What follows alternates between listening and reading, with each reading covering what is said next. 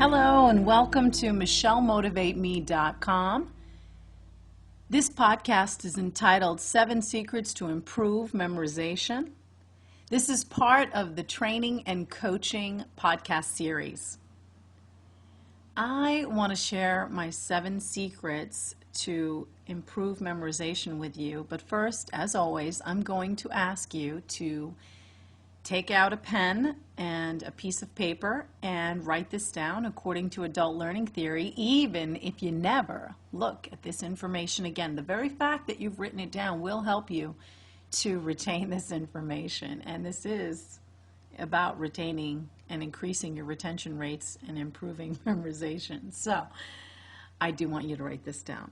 Okay, what I'd like you to do is on your piece of paper, go ahead and draw out a triangle or a pyramid. Now make it like an isosceles triangle, which if I'm remembering correctly from class, it's equal on all sides.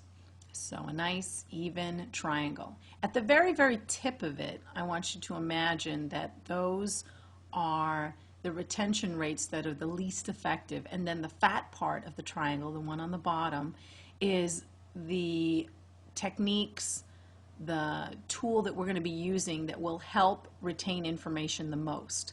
Now, what I'd like to do is throw out some ideas to you, and I would like you to fill in your triangle. If you divide it into 7 different areas, you want to put the technique that you think will help to retain information the most at the bottom and the least effective technique at the top. Okay, I'm going to just throw out some techniques to you, and you write them wherever you think they fit in that triangle. Okay, number 1, what about lecture? We know that in schools they have lecture halls. So where does that fit in? Number 2, demonstration. If you look on any infomercial, you will see that they are always demoing the product and showing us how to use it. Number 3, practice by doing. We've all heard that old adage, practice makes perfect. Number 4, what about teaching others? How does that help you to retain the information? Where does that fit? Number 5, reading. Number 6, audio visual. And finally, number 7, discussion. Does it help the students at all to discuss the information? Now, we may be very surprised by the answers, and I will give you those answers in a few moments. In traditional training, whether that be in classroom training or on-the-job training when you're working one-on-one, or you may be working in groups when you're working on-the-job training, there are some things that we are so used to, and lecture is definitely one of them. And as I mentioned earlier, we have lecture halls in many of our famous colleges and universities. Okay, so now let me give you the answers.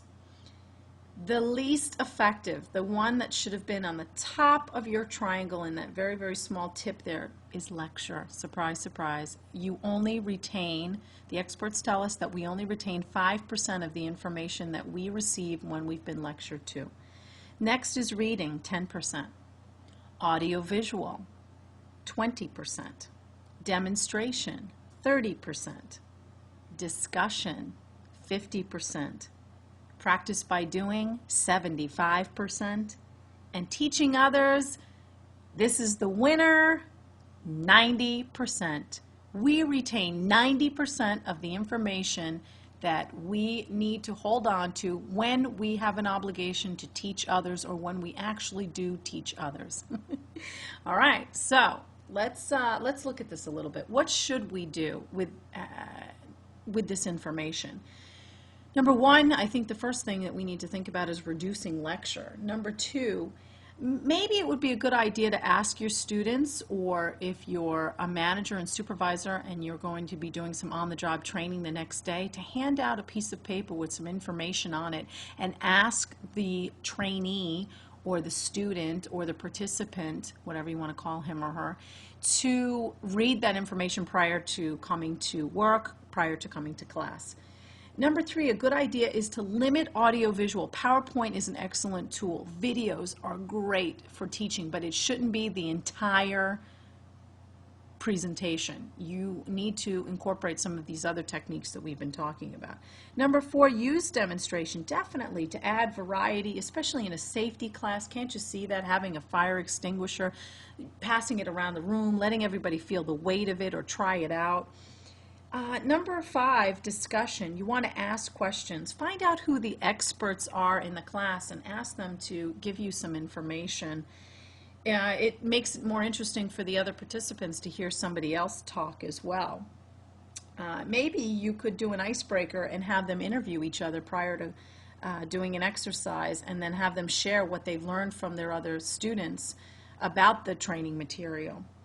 Okay, number 6 is practice by doing. This takes a little bit of preparation because you're going to have some materials there for them to be able to practice. And then number 7, have them teach others. And I'm going to give you a little bit more detail in your action plan on how to do that. So, without any further ado, let's get into the action plan. As I give you in most of these podcasts, I want you to be able to do something with this information. So in this one specifically, I'm going to give you an action plan. So the 3 most effective ways to retain the information in your sessions. Number 1 that I want to talk about is discussion. I think that you will retain a lot more information. Your students, participants, employees will retain a lot more information if you discuss things with them. Decide before you do the training what you're going to discuss, how you're going to discuss it, and then what do you want as an outcome of this discussion. You also want to talk about potential problems, talk about goals, expectations, and remember, you're not lecturing, you are discussing. Number 2, practice by doing. You want to think about how you're going to let this person practice, if it's a one-on-one session or if it's in a classroom setting, how you can let them all practice. Maybe role play. If it's not something physical, and you are going to have to ask them to remember some information, especially with soft skills, you may use role play. Or can they physically do the tasks in the training environment? Can you set up a model or a simulator? You want to think about all those things. And then number 3 is teach others. Now, this is my great plan on having you be able to work with other people in the classroom environment, or if it's a group of people in the job site, you could have them number off, meaning you have them go around the room and say 1 or 2. And as each individual either says 1 or 2, 1, 2, 1, 2, 1, 2 around the room, you decide that all the number 1s, you line them up in an actual line and you have them be the instructors. Then the number 2s are the students. So you may ask them to teach something for maybe a minute or 2 minutes, and then you have them switch. So now everyone in your classroom has played the part of the instructor, and you've utilized the most important technique in retaining retention, increasing your retention rates, improving memorization, which is teaching others 90%. Congratulations. You've done a fantastic job if you are going to teach this information to someone else. You've learned the concept that I was trying to communicate. Okay, as always, I'm very excited to hear your success stories, so send me an email at michelle@michellemotivateme.com and think about some of the other podcasts that we have, and as you're retaining this information, utilize some of the tools that we've discussed here.